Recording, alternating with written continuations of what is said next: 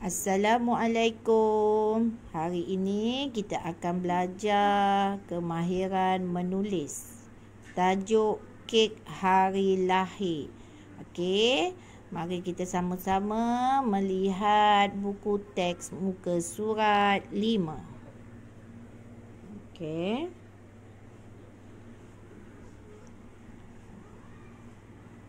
Mari kita sama-sama membaca petikan yang diberi. Hana dan adik-beradiknya berada di dapur. Mereka membantu ayah membuat kek hari lahir untuk ibu. Okey. Kek mentega istimewa. Bahan-bahan: 4 biji telur, 150 gram gula, 230 gram mentega, 200 gram tepung gandum dan 1 sudu teh esen vanila. Cara membuat. Pertama, ayak tepung gandum ke dalam bekas. 2. Pukul mentega dan gula sehingga kembang. 3. Masukkan telur dan tepung gandum sedikit demi sedikit. Kemudian kacau adunan sehingga sebati. 4. Masukkan esen vanila. 5. Panaskan ketuhar pada suhu 170 darjah Celsius. 6. Sapukan minyak pada loyang dan tuangkan adunan. Dan yang ketujuh, bakar adunan selama 45 minit. Hari ini kita akan belajar menulis perkataan dan ayat dengan tulisan yang kemas. Okey, awak tengok. Contoh dia tulis perkataan biji. Okey, ada 4 garisan. Merah, biru, biru, merah. Okey, awak tulis hanya di garisan yang berwarna biru sahaja. Nampak di tengah-tengah garisan. Okey. Begitu juga dengan gula. Semua ni adalah sama. Dia hanya menggunakan garisan yang berwarna biru sahaja. Okey, tapi bila macam huruf L ni, kita akan mula daripada garisan berwarna merah sehingga garisan yang ketiga yang berwarna biru. Okey, seterusnya contoh pada perkataan mentega. Okey, G kita ada ekor G ni, jadi kita gunakan garisan yang keempat yang berwarna merah. Tapi perkataan huruf tu hanya ada di garisan yang berwarna biru sahaja. Okey. Begitu juga dengan perkataan tepung dan vanila. Okey. Bila menulis ayat pun sama. Tengok contoh yang pertama. Okey, huruf besar. Huruf besar ni kita perlu mula tulis daripada garisan yang berwarna merah. Lepas tu biru, yang kedua, yang ketiga pun biru. Ingat, kalau huruf besar kita akan mula daripada garisan yang berwarna merah. Okey, sampai ke garisan yang biru, yang garisan yang ketiga. Nampak tak? Okey, sampai di sini. Okey, kita buat A. Lepas tu Y ada ekor, dia akan terus sampai garisan merah yang keempat. A hanya di garisan yang berwarna biru sahaja, garisan biru yang kedua dan ketiga. Tulis penuh pada garisan tu. Okey, jangan tulis kecil-kecil. Tak, kena penuh garis pada barisan yang disediakan tu. Okey, K pun sama, dia ada batang di atas. Kita mula daripada garisan berwarna merah yang pertama sehingga garisan biru yang ketiga. Nampak?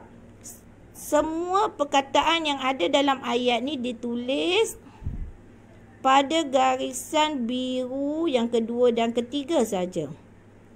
Kecuali yang ada ekor, dia akan pergi ke garisan merah yang keempat.